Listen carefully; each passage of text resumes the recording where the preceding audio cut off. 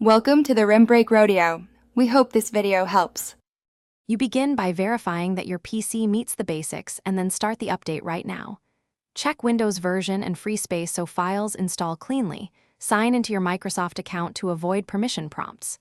Once signed in, open Microsoft Store, search for the Xbox app, and navigate to its product page.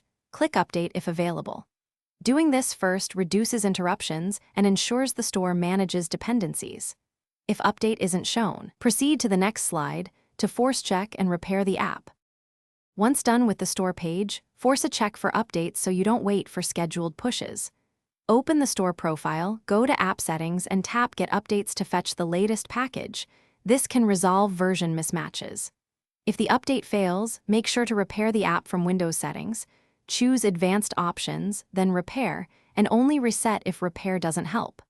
Finally, if errors persist, uninstall the Xbox app and reinstall from the store to replace corrupted files and missing components. You finish by restarting the PC to finalize file replacements and service restarts.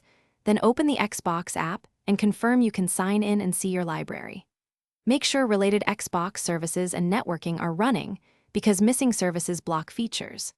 If something still fails, run Windows Update, clear the Microsoft Store cache with WS Reset, and update graphics and network drivers. These steps often resolve install or runtime errors. One key tip: if sign-in loops, remove and re-add your Microsoft account in Windows before reinstalling the app. Thanks for watching. Consider subscribing if we helped you.